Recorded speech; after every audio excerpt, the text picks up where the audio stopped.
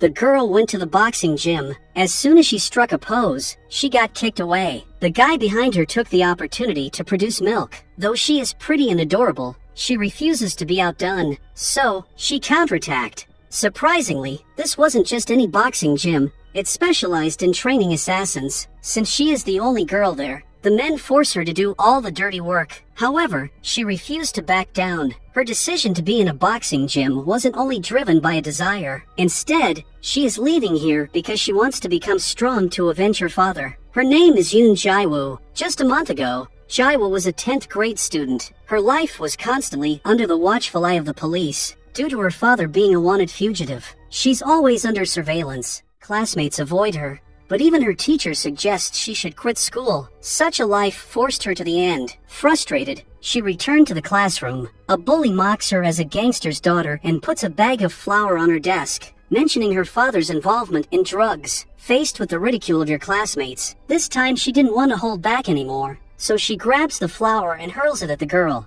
A fight ensues, pitting Jae-woo against 4 classmates. Despite being shoved against a wall, she fights back. Alone, she takes down 3 of them. When a classmate pulls a pencil as a threat, Jae-woo swiftly deals with her. She makes it clear that she won't be bullied. The classroom falls silent as the once arrogant girls tremble in fear. Who thought daughters would know how to fight like that? Proving she can handle herself, Jae-woo grabs her bag and leaves. The teacher rushes in, but Jae-woo hands over her name tag and drops out before the school can kick her out. On her way back home, she got frustrated by the chasing police officer, so she smashes the cop car's side mirror as he watches her. The police give chase, but she outmaneuvers them and makes it back home. There's a cake and flowers from her father, Mr. Dong-hun, but she kicks them aside. She has been living alone for a while, but her father never talked to her and even stopped responding to her calls. It was because he was trying to stay out of the radar as much as possible. Frustrated by the negativity surrounding her, she vents her anger on him. She holds him responsible for all the hardships in her life. In a fit of emotion, she declares him dead to her.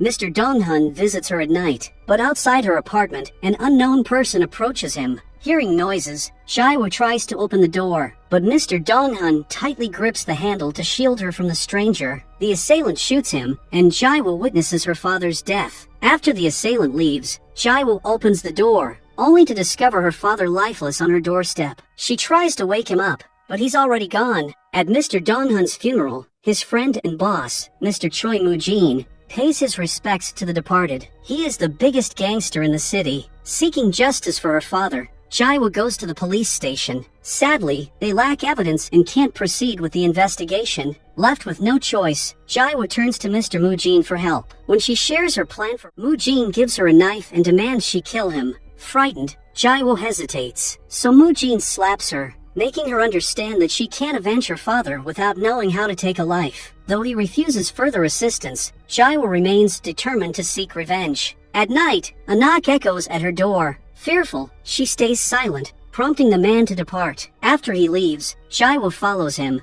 but he speeds away in his car. Determined for revenge, Jae-woo uses a blurry CCTV photo to identify the murderer. A mysterious caller claims knowledge of the man. However, upon confrontation, they reveal themselves as mere troublemakers. They rob her and start tormenting her. As she passes out, before things escalate, Moo-jin intervenes and saves her. Witnessing Jae-woo's resolve, he decides to assist her. He takes her to a boxing gym where future assassins are trained. Instead of teaching her, the boys treat her as a maid. Some even attempt to take advantage, but Jae-woo stands strong and refuses to back down. Jae-woo persists in her training, becoming Moo-jin's student. He instructs her on striking an opponent's vital points for victory. Practicing together, Jae-woo inadvertently leaves an impression on Moo-jin by hitting him in the chest during a sudden attack. In a high-stakes boxing competition involving 20 fighters, Jae-woo uses Moo-jin's tactics. She targets vital areas like lips, eyes, and genitals to defeat each opponent. Advancing through the round, faces the final opponent, Gang Jae. The confrontation turns brutal,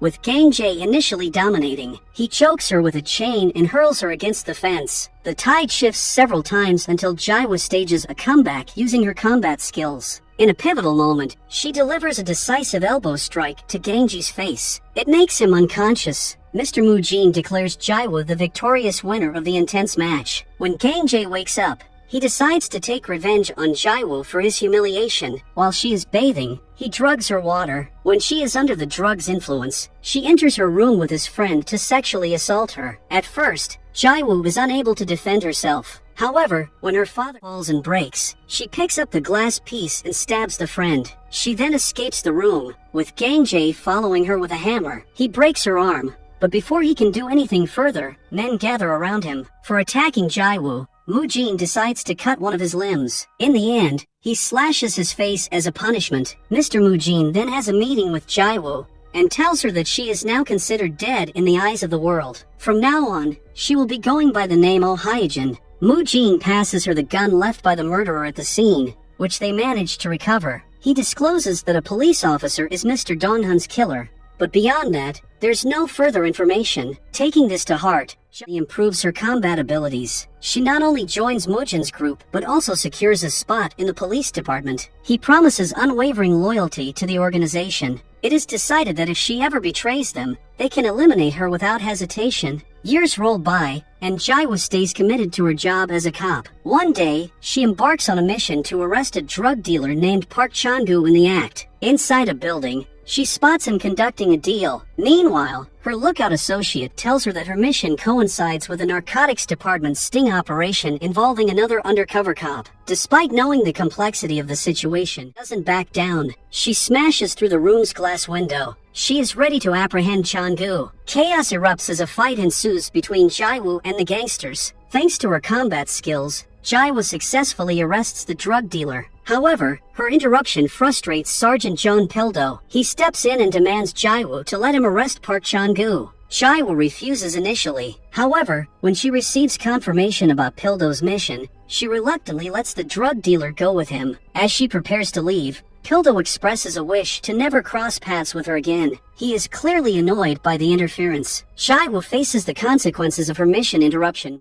The head of the Narcotics Bureau calls her into the office. Interestingly, Jiho is the same hooded man who had visited Jaiwoo after her father's death. As he reads through Jaiwoo's file, he discovers that she had applied to the Narcotics Bureau twice before, but her applications were rejected. However, seeing her determination and realizing she's on a personal quest, he recognizes her potential and approves her application. This decision doesn't sit well with Sergeant Pildo, who's visibly displeased to see her. Jiho goes on to inform Pildo that not only will Jaiwoo be joining the department, but she will also be his new partner. Later, Pildo digs into Shang-gu's case and stumbles upon a lead wrangler named Mango. They head to Mango's building with orders for Jaiwoo to make the arrest. When stopped by a security guard, Jaiwoo swiftly uses her combat skills to take him down. Amid Jaiwoo's confrontation with the goons, Pildo starts getting concerned about her delay. He decides to enter the building and is astonished to find that Jaiwoo has single-handedly subdued several men. Mango gets caught, but he remains tight-lipped about the new drugs and his supplier. While Pildo searches for the drugs, Jaiwoo scours the bar. She discovers a bottle containing the new substance. Mango is brought in for interrogation, but he adamantly refuses to tell the supplier's name. According to him, the person who supplies him with drugs is scary. He is the guy who you don't want to mess up. The scene shifts to a pub, the supplier of the new drug to be none other than Gang Jae. Despite his prior dismissal from the organization, Gang Jae has resurfaced in this illicit business. In the midst of everything, Jaiwoo delves into the database and uncovers her father's case file. The records reveal that during Mr. Donghun's murder, Officer Jiho was engaged in a different operation. Once again, Jaiwoo faces a frustrating dead end in her quest for revenge for her father. Meanwhile, Moojin decides to pay a visit to his drug-making facility. The narcotics department catches wind of this intel. Prior to the mission briefing, the phones of all the team members are taken away. In the briefing, Jaiwoo learns that the target for today's operation is none other than Mr. Moojin. The police have been through hidden cameras installed in his hotel. However, Jaiwoo faces a dilemma as she has no means of communicating with Moojin. She is forced to proceed with the mission. The police silently infiltrate the factory and make their way to the meth production area. Jaiwoo is powerless as she knows that Pildo's camera can record her every move. When Pildo heads downstairs to arrest Moojin, a sudden shot rings out, creating chaos. Seizing the opportunity, Moojin escapes. A chemical fire erupts in the factory, further aiding his getaway. Jaiwoo rushes downstairs to assist Moojin. She is holding her pistol at Pildo from behind. A massive explosion occurs, allowing Muxia to flee by jumping into the water. Jiho is left puzzled about the source of the gunshot. During the investigation, Jiho assists in finding a gun presumed to be the one used in the shooting. The gun bears a scratch similar to the one recovered from Donghan's murder. It's revealed that Jiho used the pistol to distract Pildo and enable Mujin's escape. Still uncertain about the gunshot, Jiho checks his team members' weapons to ensure none of them fired the shot. To his dismay, he finds no evidence among them. Angry over the raid, Mujin instructs his right-hand man, Taeju, to track down the culprit responsible for leaking their information. Jiho calls Mujin to ensure he's safe. During the conversation, she confesses to firing the pistol and intentionally leaving the gun behind. Her motive is to unveil the truth surrounding the pistol's owner,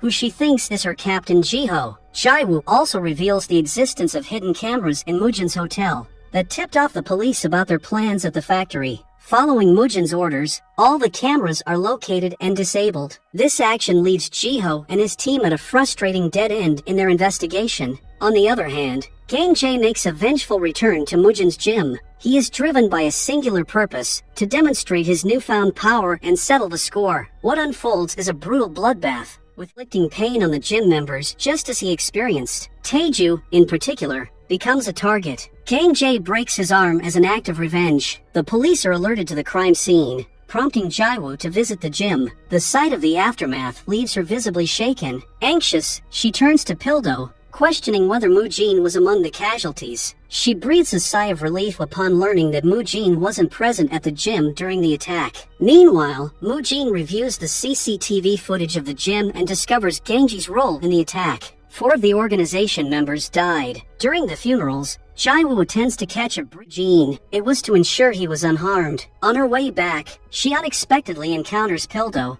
but her helmet conceals her identity. Mr. Jiho visits Mujin and emphasizes that he won't give up until he is behind bars. Despite the warning, Mujin remains confident that Jiho can never catch him. As they review evidence at the office, Pildo gets word from a colleague about CCTV footage revealing Gangji's involvement in the gym incident. Jiho was taken aback to realize that the person who had previously tried to take her life has returned with even more power. Meanwhile, the team uncovers Gangji's prior ties to Mujin and his gym through old connections. Pildo will lay low after the incident, but Mr. Jiho, knowing Mujin well, is certain that he won't stop until he exacts his revenge. It's clear Jiho has a deep understanding of Mujin's mindset. As anticipated, Mujin instructs Taeju to track down Gang Jae. He is unable to bear witnessing his organization crumbling due to this situation. Jiho devises a strategic plan. They decide to release Mango to observe Mujin's reaction and actions. The idea is to catch Mujin when he's immersed in seeking his own revenge. Jiho expresses concerns about potential casualties, but Jiho remains unfazed. Jiho takes it upon herself to inform Mujin about Jiho's scheme, prompting Mujin to plan. It appears he's willing to play along with Jiho's game. He intends to turn the tables and destroy Jiho's plan from within. Mango is released, and a team of undercover cops is strategically placed in his pub for surveillance. Jiho briefs his team on the next steps. He reveals that he has found someone within the organization who may be willing to cooperate with them. As he sets out to meet this informant, Jiho decides to follow him. However, Pildo unexpectedly appears before Jiho, revealing that it was a trap to expose Mujin's spy. A confrontation ensues. Jiho manages to overpower Pildo and make her escape. On her way out, she spots Taeju in his car. Miss Pildo now suspect the presence of a spy within their team. Jiho is convinced that Jiho might be the culprit, as the leaks seem to coincide with her joining the team. He orders Pildo to closely monitor her every move. As Gang Jae watches the CCTV footage from Mango's casino, he discovers Jiho's new identity. Following Jiho's orders, Pildo follows Jiho while she visits the forensic service to obtain the pistol's report. While Jiho continues her investigation on Gang Jae, Pildo confronts her. He questions her why she's operating solo. Jiho manages to alleviate his suspicions. They decide to follow Mango, hoping he'll lead them to Gang Jae. Their pursuit takes them to an old car factory where Mango meets Gang Jae. However, to be a trap, Gang Jae anticipated Jiho's pursuit through Mango. He signals his goons, and they attack Pildo and Jiho. Despite a fearless fight, they eventually get captured. Gang Jae is delighted to finally exact his revenge. He plans to torment Jiho as much as he endured under Mujin's hand. The fights escalates as Ganji's men attack Mujin. However, his exceptional fighting skills allow him to face and subdue each adversary. Ganji contacts Mujin through one of the men's phones and reveals Jaiwo's abduction. Mujin springs into action. Meanwhile, Ganji traps Jaiwo and Pildo in a van and places them beneath a crushing machine. Their hands are cuffed, and there are no means of escape. The van begins to get crushed. Mujin arrives just in time.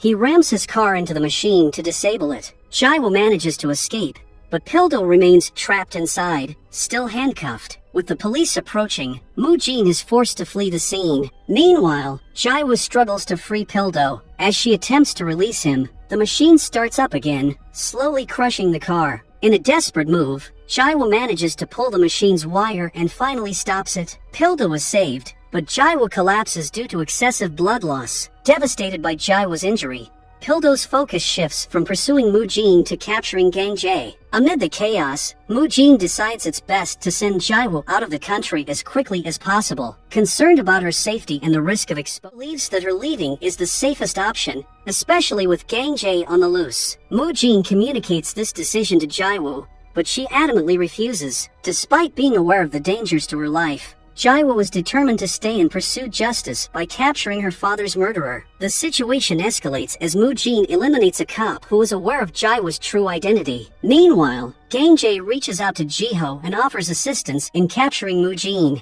Mujin receives information on Ganji's whereabouts. With his men, he moves to confront him. Unbeknownst to them, the police lie in wait, planning to catch them in the act. A fierce battle erupts between the two gangs, resulting in Mujin powering Ganji. Despite Ganji's attempts to flee, Mujin relentlessly pursues him. In the meantime, the police successfully arrest the remaining gang members. Jaiwo arrives at the scene and witnesses Mujin chasing Ganji. A brutal confrontation ensues between the two. Mujin manages to wound Ganji, momentarily gaining the upper hand. However, Ganji seizes an opportunity and strikes back. He viciously stabs Mujin multiple times. Before Ganji can deliver the fatal blow, Jaiwo intervenes. She fires her weapon, allowing Mujin to escape. Despite Captain Jiho cornering him at gunpoint, Mujin manages to flee, aided by Taeju. Meanwhile, Ganji threatens to expose her identity. Pildo arrives. Before Ganji can reveal the truth, Jaiwo shoots him and silences him forever. The situation takes a drastic turn as Mujin's life hangs in the balance due to severe blood loss. Unable to seek help from a hospital,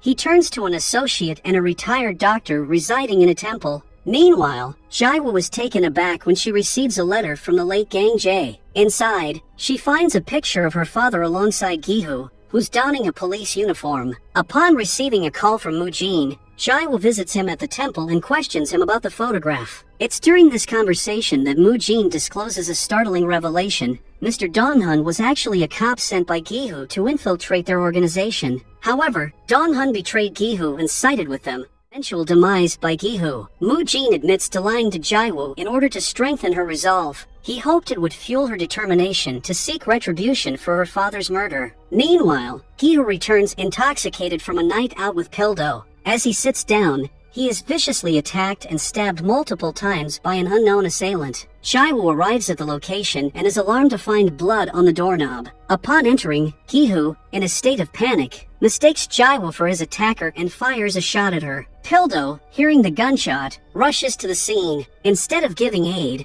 Jaiwo confronts Gihu and presses a dagger against his throat. She demands answers about her father's fate 5 years ago. At this moment, Gihu reveals true identity as his best friend's daughter. He reveals that Mr. Donghun was an undercover cop embedded in Mujin's organization. Before he can disclose the complete truth, Pildo's arrival forces Gihu to hand Jaiwo evidence of her father's loyalty to the police until his tragic end. As Jaiwo escapes just before Pildo arrives, he catches a glimpse of her backpack. Upon inspecting it, Jaiwo discovers letters penned by Mr. Donghun until the day of his demise. The letters unveil Donghun's unwavering loyalty to the police. It is revealed that Donghun had gifted Mujin a lighter with a hidden tracker. It leads Mujin to discover Donghun's betrayal. It is because of this he subsequently murders him with a firearm. Shattered by the revelation that she unknowingly aided her father's killer, Jaiwo has a mental breakdown. She pulls over her car, venting her frustration and anger by striking herself. After composing herself, she removes the organization's tattoo from her chest, ready to take revenge. The situation grows dire as Gi-ho remains hospitalized.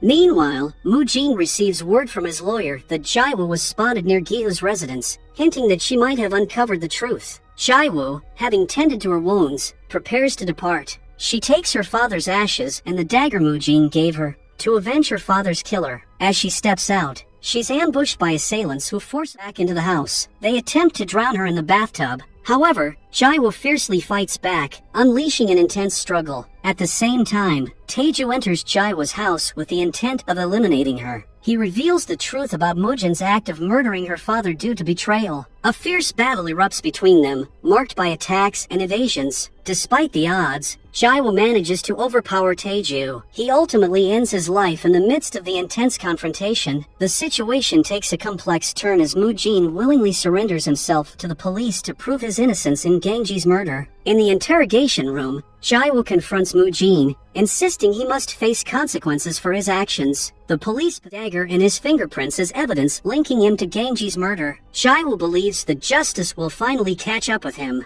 However, Jae-woo discreetly removes the evidence from the evidence room and informs Mu-jin about the altered situation. Simultaneously, Pildo discovers CCTV footage showing Jae-woo near Gi-ho's residence. It leads everyone to suspect she's the one who attacked him. Despite their efforts to detain her, Jae-woo manages to evade capture. With the evidence against Mu-jin removed, the police find themselves powerless. Believing Jae-woo is still on their side, Mu-jin returns to the gym, only to discover Taeju's lifeless body. It dawns on him that Jae-woo had manipulated the evidence to confront and eliminate. Meanwhile, Pildo learns from Captain Gi-ho how Mu-jin manipulated Jae-woo within the organization. Jae-woo was eventually caught and taken to the hospital. Despite her attempts to escape, Pildo intercepts her. He emphasizes the dangers of pursuing Mu-jin alone. Jae-woo, fully aware of the risks, remains determined to take matters into her own hands. With no other choice, Pildo handcuffs himself to Jae-woo. Suddenly, they are ambushed by Mu-jin's men. Despite the difficult situation, they manage to escape. During their time together, Pildo tends to Jae-woo's wounds, fostering a connection that makes Jae-woo realize she's not entirely alone. As the night unfolds, Pildo persuades Jae-woo to consider arresting, aligning with her father's wishes. The budding connection between them is abruptly shattered the following day when Mu-jin, furious at Jae-woo's resistance, kills Pildo in her presence. Devastated, Jae-woo seizes Pildo's gun and flees, consumed by a thirst for vengeance. She arrives at Mu-jin's hotel, sparking a brutal confrontation with his men. Armed with Pildo's gun, Jae-woo relentlessly takes down each assailant. The showdown culminates in a face-to-face encounter with Mu-jin. In a defiant moment, Jae-woo claims she was initially willing to surrender, but now chooses Stra's path for revenge. A final intense battle unfolds, leaving Jae-woo critically injured. In a decisive moment, she seizes Mu-jin's dagger and stabs him, momentarily subduing him. As Mu-jin picks up a pistol in a final desperate move, it's revealed the magazine is empty. Seizing the opportunity, Jae-woo delivers a fatal blow, stabbing Mu-jin in the chest and bringing an end to the long-standing conflict. Remember to subscribe to my channel, and we will see you next time.